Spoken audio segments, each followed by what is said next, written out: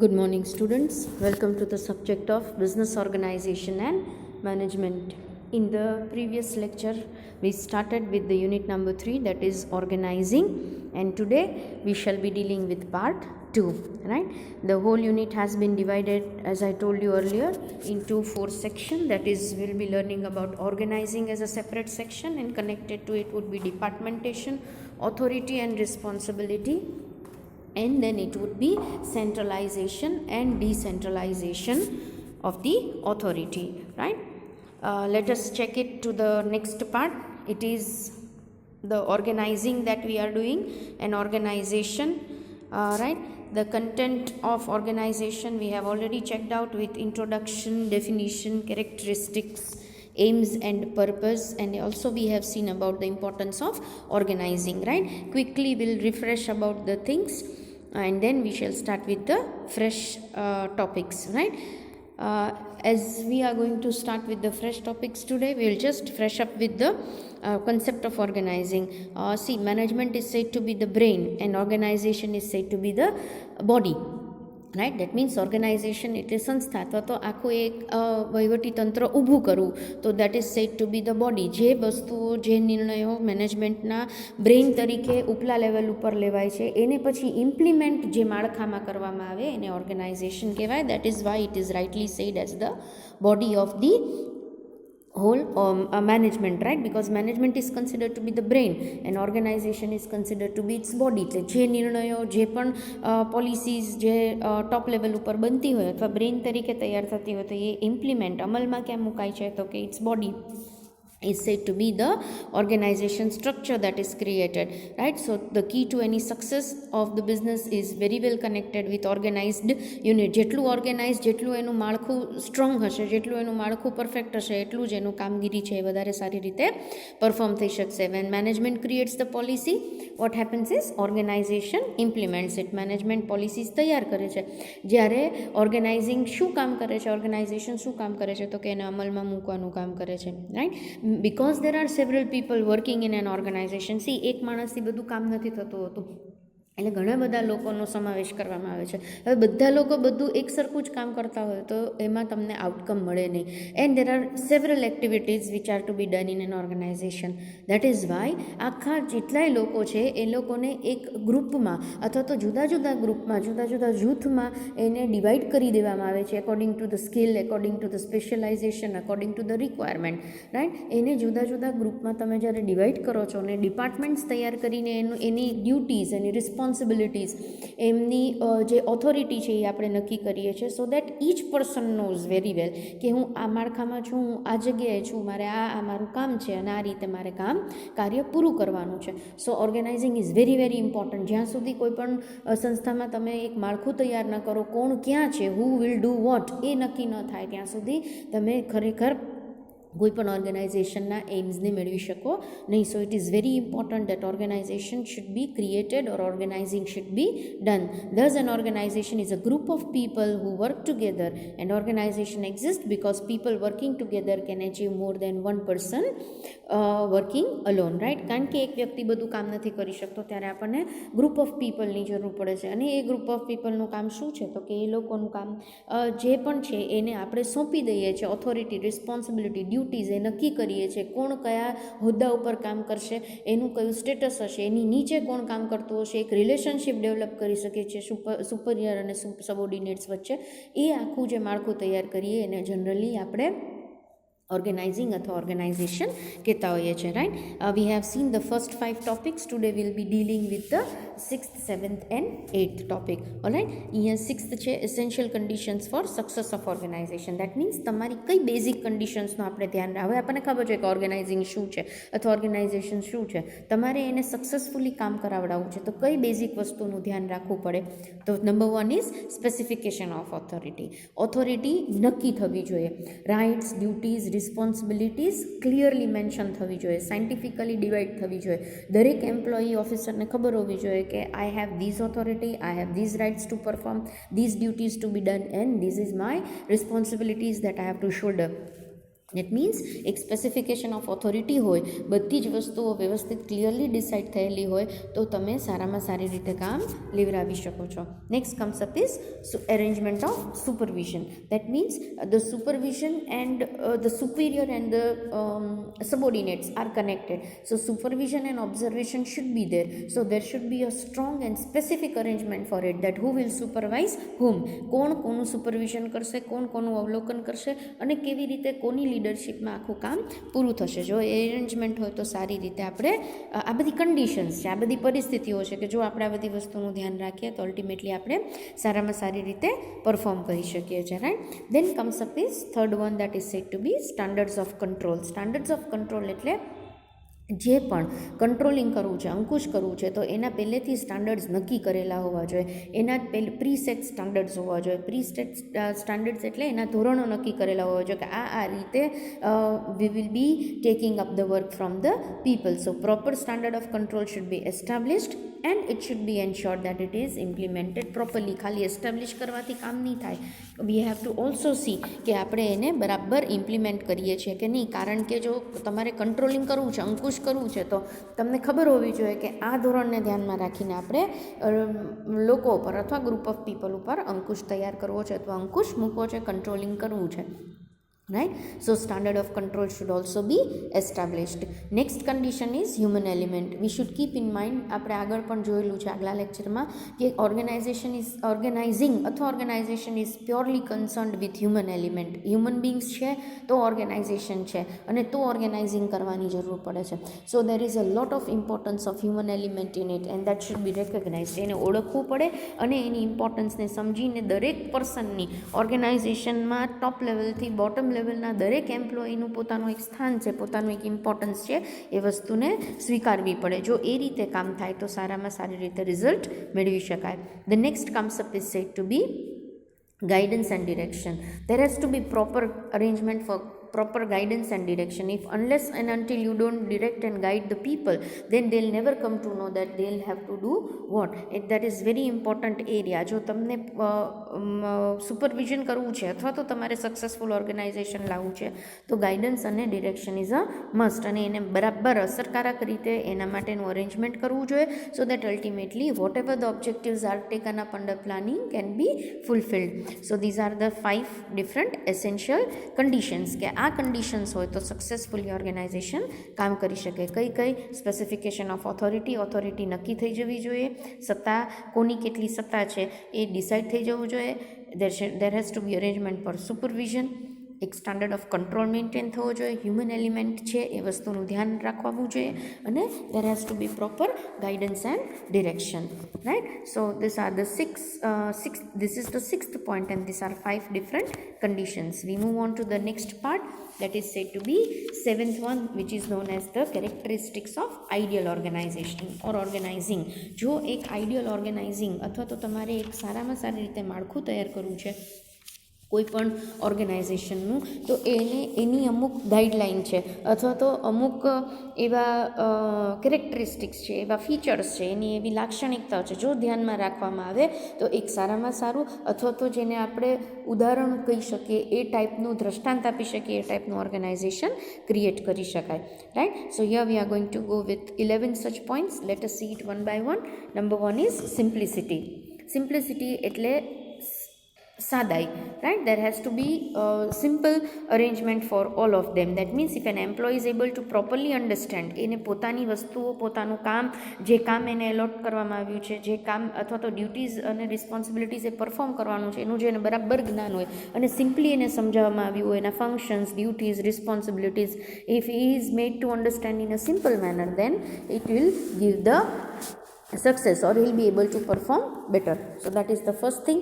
Second thing comes up is definiteness. Definiteness means precise હોવું જોઈએ, specific અને fixed હોવું જોઈએ, વારે આમથી આમ ન થવું જોઈએ. સો ફંક્શન્સ, ઓથોરિટી, રિસ્પોન્સિબિલિટીઝ, ડ્યુટીઝ જે પણ પરફોર્મ કરવાના છે એ ડેફિનેટ હોવી જોઈએ, સ્પેસિફિક અને ફિક્સ્ડ હોવી જોઈએ. Next comes up is all about stability. તો સ્ટેબિલિટી એટલે સ્થિરતા હોવી જોઈએ. તો અનનેસેસરી ચેન્જીસની જરૂર ન હોય તો should not be made in the authority, અને એક સ્થિરતાથી કામ થાય, તમારે સ્ટેબિલિટીથી કામ થાય તો સારામાં સારું રિઝલ્ટ મળે છે, right. So what happens, it reduces what happens if you keep on changing every now and then. જો તમે સ્ટેબલ ન હો, અનસ્ટેબલ હો, રાઈટ, સ્થિરતા ન હોય તો શું થાય? તો વોટ હેપન્સ ઇઝ એમ્પ્લોઈઝનું જે એન્થુઝિયાઝમ છે, જે કામ કરવાની ઝીલ છે, જે સ્પિરિટ છે, એ ઓછું થઈ જાય, એની ઇનએફિશિયન્સીમાં કન્વર્ટ થાય છે અને જે રીતે સક્સેસ મેળવવો છે એ રીતે મળી શકતો નથી. So it should have to we all have to keep it in mind કે તમારે જો સારામાં સારું ઓર્ગેનાઇઝિંગ અથવા ઓર્ગેનાઇઝેશન ક્રિએટ કરવું છે તો stability should be there, but not the rigidity નહીં, જડતા નહીં, પણ સ્ટેબલ, સ્થિરતા હોવી જરૂરી છે. Next comes up is flexibility. Changes આવવા જોઈએ, ફ્લેક્સિબિલિટી હોવી જોઈએ, કારણ કે સતત ચેન્જીસ છે એ એન્વાયરમેન્ટમાં આવતા હોય છે અને એ પ્રમાણે આપણે અને ચેન્જિંગ સિચ્યુએશન્સ ઊભી થતી જ હોય છે, તો એને ધ્યાનમાં રાખીને પછી આપણે આપણી સિચ્યુએશનમાં અથવા તો આપણા જે કામ છે, આપણું જે ફોર્મેટ છે એમાં પણ ચેન્જીસ રિલેટેડ લાવવા પડતા હોય છે, એટલે ફ્લેક્સિબિલિટી લાવવી બહુ જરૂરી છે. Next comes up is efficiency. તો an organisation is a structure in which live people are arranged. So the organization should be set up in such a manner that the ability of every employee should be best utilized and there can be maximum production at a minimum cost. એટલે efficiently, સૌથી વધારે સારી ક્ષમતાથી અને સારી એફિશિયન્સીથી કામ કરી શકાય, એના માટે દરેક વ્યક્તિને ખબર હોવી જોઈએ, દરેક વ્યક્તિની એબિલિટીને બરાબર, એની જે કાર્યક્ષમતા છે એને બરાબર ધ્યાનમાં લઈને એને કામ સોંપાવવું જોઈએ. બધા જ જે સપોઝ રિસોર્સિસ છે એને બેસ્ટ યુટિલાઇઝ કરી સારામાં સારું મેક્સિમમ પ્રોડક્શન કરવાનું એટ અ મિનિમમ કોસ્ટ. જો આટલું ધ્યાનમાં રાખવામાં આવે તો preset objectives can be achieved very well. Next comes up is development convenience. જો એક ઓર્ગેનાઇઝેશન સારી રીતે કામ કરતું હોય તો એમાં આ લાક્ષણિકતા હોય જ કે it should have such a kind of setup in which there is development for business, there should be development for organization also. That means individual development પણ થવું જોઈએ, ઓર્ગેનાઇઝેશનનું ડેવલપમેન્ટ પણ થવું જોઈએ, at the same time business should also develop, right? So આ બધી જ એમાં કન્વિનિયન્સ ફેક્ટર હોવા જોઈએ. The next comes up is human importance. કારણ કે આમાં હ્યુમન એલિમેન્ટ બહુ ઇમ્પોર્ટન્ટ છે, એટલે એ હ્યુમન ઇમ્પોર્ટન્સ હોવું જ જોઈએ. જો હ્યુમન ઇમ્પોર્ટન્સ હોય, person has more importance than the success of organization, and there is a saying that mind your man and man will mind rest of the things. That means તમે જો માણસને mind કરી શકો તો એ બધું તમારું, એને જો એનું બરાબર તમે કંટ્રોલિંગને એને બરાબર સમજી શકો તો એ બધું જ તમારું કાર્ય છે એ સારામાં સારી રીતે પૂરું કરી શકે. સો there has to be human importance. The next concept is all about the coordination. So coordination is the precondition. coordination એટલે સંકલન કરવું. તો દરેક વ્યક્તિને જુદું જુદું કામ સોંપાણું છે, તો if there is no coordination then it will create chaos. So proper coordination system among all the employees should be there, all the functions should be there, different departments should be there, so that we can prevent or we can avoid clashes or there can be a kind of better cooperation. The next comes up is balance. There has to be balance between the authorities, responsibilities and duties of employees. કોઈને ન authority વધારે હોવી જોઈએ, ને responsibility વધારે હોવી જોઈએ, ને ડ્યુટીઝ વધારે હોવી જોઈએ. આ બધું એટ પાર હોવું જોઈએ, બેલેન્સ્ડ હોય તો દરેક વ્યક્તિને સારામાં સારી રીતે કામ કરવાનું મન થાય and they can perform best, right. The next comes up is all about specialisation. તો દરેક વ્યક્તિને આમાં ઓર્ગેનાઇઝેશનની કે ઓર્ગેનાઇઝિંગની ખાસિયત જ એ છે કે એમાં ડિવિઝન ઓફ લેબર છે. ડિવિઝન ઓફ લેબર એટલે કામની વહેંચણી છે, સ્પેશિયલાઇઝેશન પ્રમાણે કાર્ય થાય છે. So work should be done and distributed to the employees according to the knowledge, expertised knowledge of a person, his capability, બરાબર. આ બધી વસ્તુને ધ્યાનમાં રાખી અને પછી જો એને બરાબર કામ સોંપવામાં આવે તો the results would be beneficial, right, to the enterprise also and to the person also, right. Next and the last one comes up is there has to be just and proper allocation of authority and responsibility. મેં હમણાં જ વાત કરી કે distribution અથવા તો allocation છે, જે વહેંચણી છે ઓથોરિટી અને રિસ્પોન્સિબિલિટીની અથવા તો જે સોંપણી છે એ બરાબર હોવી જોઈએ, જસ્ટ અને પ્રોપર હોવી જોઈએ. There has to be no kind of biasness in it and કોઈ પક્ષપાત સાથે ઓથોરિટી અને રિસ્પોન્સિબિલિટી ન સોંપવી જોઈએ. પ્રોપર ડિસ્ટ્રીબ્યુશન થવું જોઈએ. Responsibility should not be entrusted without rights, right. તમે ખાલી જવાબદારી સોંપો પણ રાઇટ્સ ના આપો, ઓથોરિટી ના આપો, એવું પણ ન હોવું જોઈએ. અને ઓથોરિટી છે એ ખૂબ જ હોય અને એના પ્રમાણમાં રિસ્પોન્સિબિલિટી કે ડ્યુટીઝ છે એ સાવ મિનિમમ સોંપાય એવું પણ ન થવું જોઈએ. સો પ્રોપર અને justified allocation or distribution of authority and responsibility should be there. So here we have ended up with the characteristic of ideal organization. કોઈ ઓર્ગેનાઇઝેશન અથવા ઓર્ગેનાઇઝિંગ આઈડિયલી ચાલતું હોય, બરાબર તમે જેનું દ્રષ્ટાંત ઊભું કરી શકો એવું ચાલતું હોય તો એની અંદર લગભગ આ બધી ખાસિયત એ ઓછા વધતા પ્રમાણમાં હોય જ છે. We are moving towards the 8th part, that is the limitation or criticism of organising. એના બેનિફિટ્સ હોય તો એના લિમિટેશન્સ સાથે સાથે હોવાના છે, એની મર્યાદાઓ સાથે સાથે હોવાની જ છે, રાઈટ. તો that we are going to deal it here. That is about the limitations and criticism, right. If we are talking about the criticism of organizing, then we can say that there should not be, number one, ambiguity in work allocation. તો પેલું, ઘણી વખત organising બહુ મોટું હોય અથવા organisation બહુ મોટું હોય તો એની સામે શું થતું હોય છે, તો એની સામે વર્કનું એલોકેશન છે એ ક્લિયરલી નથી ખબર પડતી હોતી, ઘણી વખત સમજાતું નથી હોતું, કન્ફ્યુઝન હોય. એમ્બિગ્યુટી એટલે કન્ફ્યુઝન હોય. ત્યારે એવા સમયે it becomes difficult to take the work from the people. એટલે દેર શુડ નોટ બી એમ્બિગ્યુટી. એટલે આ એની મર્યાદા છે કે એમ્બિગ્યુટી હશે તો કામ તમે સારી રીતે એની પાસેથી લઈ શકશો નહીં, right. So that is the first limitation. The next comes up is over centralisation of authority. ઘણી વખત કેવું હોય કે સેન્ટ્રલાઇઝેશન ઓથોરિટી છે ને એ બહુ સેન્ટ્રલાઇઝડ હોય અથવા તો એક જ ના હાથમાં હોય. ત્યારે શું પ્રશ્નો થાય છે કે એક જ વ્યક્તિના હાથમાં બધું હોય તો એ લગભગ તાનાશાહી જેવું થઈ જાય છે. તો that should not be there, right. તો એવું ઘણી વખત બનતું હોય છે. ત્રીજી જે લિમિટેશન છે અથવા ડિફેક્ટ છે એ છે કે traditionalism and rigidity. That means ઘણી વખત organization can not show flexibility, then it becomes rigid. So it can not adopt to the development. Only traditional works are carried out and this leads to a kind of, it breeds inefficiency. It does not provide a good and healthy atmosphere for people to work. એટલે એવી ટાઈપની જડતાવાળું કામકાજ હોવું જોઈએ નહીં. Next comes up is, next defect or limitation is selection of improper administration. ઘણી વખત the supervisor or the superior officers should have the capacity to provide proper guidance and direction. જો એની પાસે એટલી ક્ષમતા ન હોય કે પ્રોપર ગાઈડન્સ અને ડિરેક્શન પ્રોવાઈડ કરી શકે તો વોટ હેપન્સ ઇઝ કે એ એડમિનિસ્ટ્રેશન બરાબર થતું નથી અને રોંગ એલિગેશન્સ આવતા જાય છે, એફિશિયન્સીથી કામ થઈ શકતું નથી, ગુડ ફેથમાં કામ થઈ શકતું નથી, and that leads to chaos and inefficiency in the organisation. તો આવું બનતું હોય છે કે ઇમ્પ્રોપર એડમિનિસ્ટ્રેશન ઘણી વખત સોંપાઈ જતું હોય. ઘણી વખત લેક ઓફ coordination હોય. lack of coordination એટલે if there is no proper arrangement for coordination, there will be disharmony that will be created and that results into the wastage of time, money, energy, everything, because we must understand that coordination is the soul of management. જો એ હશે, સંકલન હશે તો તમે બધું જ કાર્ય બરાબર કરી શકશો. પણ ઘણી વખત ઓર્ગેનાઇઝેશનની અંદર આવું lack of coordination, that means કોર્ડિનેશનનો અભાવ જોવા મળે છે તો ત્યારે કાર્ય પૂરું થઈ શકતું નથી અથવા તો એફિશિયન્ટલી થઈ શકતું નથી. Next comes up is lack of combination. If the success is to be required to be achieved, then harmonious and combined efforts are essential. But if it is not done, then it will create misunderstanding and confusion, which reduces the efficiency. એટલે combination બરાબર ન હોય, harmonious ન હોય તો શું થાય છે, અલ્ટિમેટલી તમે જે વર્ક અને લોકોનું અને સ્પેશિયલાઇઝેશન અને લોકોનું તમે કોમ્બિનેશન ન કરી શકો તો ultimately we can not come to the results.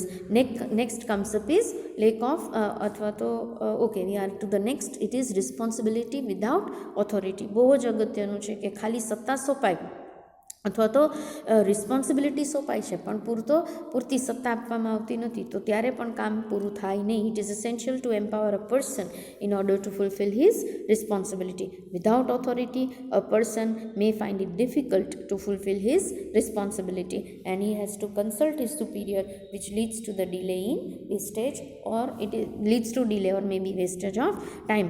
તો એની જેટલી રિસ્પોન્સિબિલિટી છે એ સત્તા વગર સોંપાય તો એ કાર્ય પૂરું કરી શકતો નથી. એટલે આ પણ ઘણીવાર બનતું હોય છે. Next comes up is extra burden on administrative officer. ઘણી વખત જો પ્રોપર ઓર્ગેનાઇઝિંગ ન થાય તો જે રીતે પ્લાનિંગ અને ગાઈડન્સથી કામ કરવાનું છે, રાઈટ, એની બદલે એડમિનિસ્ટ્રેટરને ઘણું બધું, એડમિનિસ્ટ્રેટિવ ઓફિસર હોય એને ઘણું બધું, several types of work is there and he is overloaded with the work. Then what happens? Then the work will not be done and it will prove harmful to the organization also, અને એની પોતાની પણ efficiency ઘટી જાય છે. Next comes up is avoiding or ignoring objectives, right? There should be concentration on the main objective. પ્લાનિંગના આધારે organising થાય છે, તો જે મેઇન ઓબ્જેક્ટિવ પ્લાનિંગમાં ડિસાઇડ થયેલા છે એ પ્રમાણે જ જો કામ કરવામાં આવે અથવા કામની સોંપણી કરવામાં આવે તો જ તમે ઓબ્જેક્ટિવ સુધી પહોંચી શકો છો. પણ ઘણી વખત શું થતું હોય, important duties are avoided, are ignored, right. If this happens then the organisation or unit may fail. Even a single duty of the objective is ignored. એક પણ જો ઓબ્જેક્ટિવ આપણે ઇગ્નોર કરીએ અને એની એક ડ્યુટી ન પરફોર્મ થાય, then it will damage the organization as a whole, right?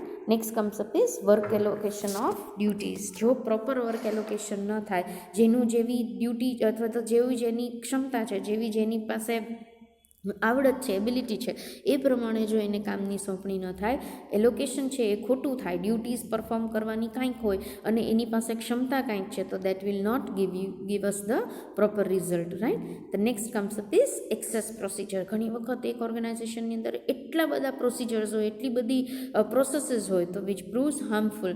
અનનેસેસરી processes છે, અનફ્રુટફુલ પ્રોસેસીસ છે, એ હંમેશા યુઝફુલ નથી હોતી, and that leads two only wastage of time and energy. So here there were the limitations we have checked out with 6, 7 and 8 point, જેની અંદર આપણે limitations જોયા છે, આઈડિયલ ઓર્ગેનાઇઝેશન કેવું હોવું જોઈએ એ જોયું છે, right. So in the next lecture onwards we shall be starting with the new topic. Till we meet next, it's a goodbye from my side. Take care of yourselves and of course a very happy new year to all of you, right. May the year be very fruitful, very healthy and very prosperous for all of us and for the rest of the world also. Thanking you.